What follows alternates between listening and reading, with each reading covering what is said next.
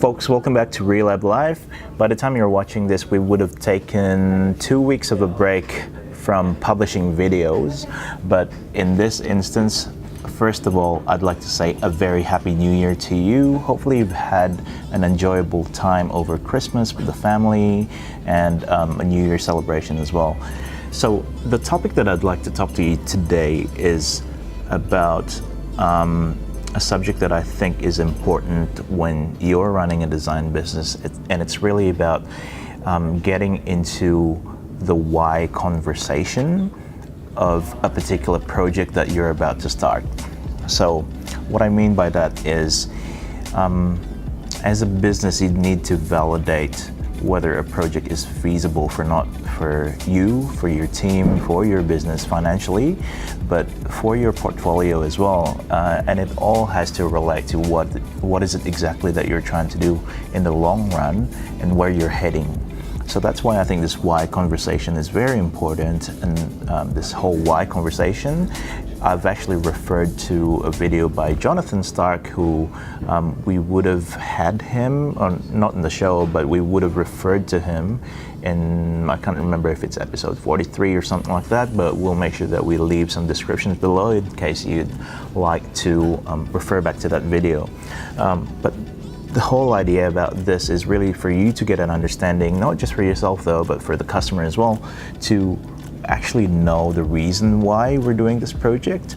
Now, there's a very popular book by Simon Sinek, it's called Start with the Why, and it's really about that. It's really trying to understand why exactly are we doing this thing, and why now, and why me.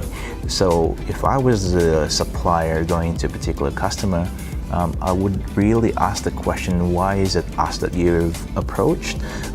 Why not that other agency, or why not that freelancer, or why not hire someone internally to work on the project? So I'm really trying to validate the reason why you're trying to do this with us.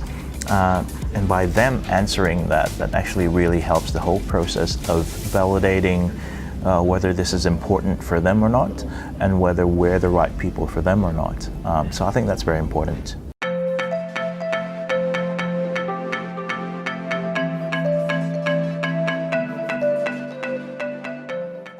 So essentially, yeah, there's this 3 why questions that you should ask. The first one is, why are we doing this project, first of all? And why are we doing it now instead of later? Why don't we do this, next year, or 3 months later, or 6 months later? But why do you want to do this now, and why do you want to start this project now? I think being time bound is very important. And then the third one is, why us? Why us, Relab the agency, for example? Or why do you want to work with me instead of someone else? I think those are important questions to validate. And then once you get to validate those and you get a feeling of, yep, I think this is a good fit, then we can move on to the next step, which is really talking about the budget. Now, the money talk is important, and I've done a video about that just a couple of episodes before. We'll make sure we link that as well below.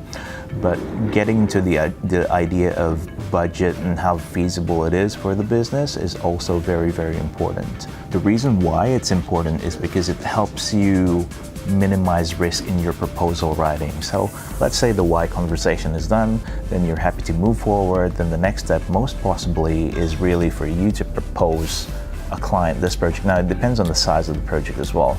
The rule of thumb that I've got is the smaller the value, the dollar value of the project relative to the size of your business and what you're trying to do, then there should be faster or almost immediate type of conversation about the money. Let's say it's a small project about $5,000, for example, then you really should get into that conversation without having to waste too much time, because the more you spend in proposal writing for something that is not worth for your business, then the more you're wasting time, which is not good. You'd rather be spending your time somewhere else. But if $5,000 is a good number of money for your business or for the size of your business, then spend time and put more effort into writing a proposal that's going to give that potential customer or lead more information of what type of value you're trying to bring to them or to their business.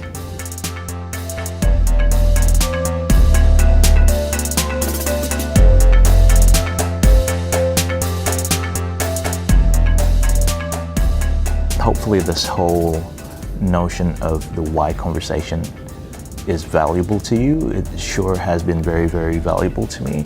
And last week or 2 weeks ago, I met a potential customer, and it's for one of the design sprint projects that we're about to do in January this year. So what I got into really, really quickly in that conversation is pretty much this why conversation. Is just to validate, why do you want to do it now, and why do you want to do this method instead of something else? Instead of design thinking, why design sprint?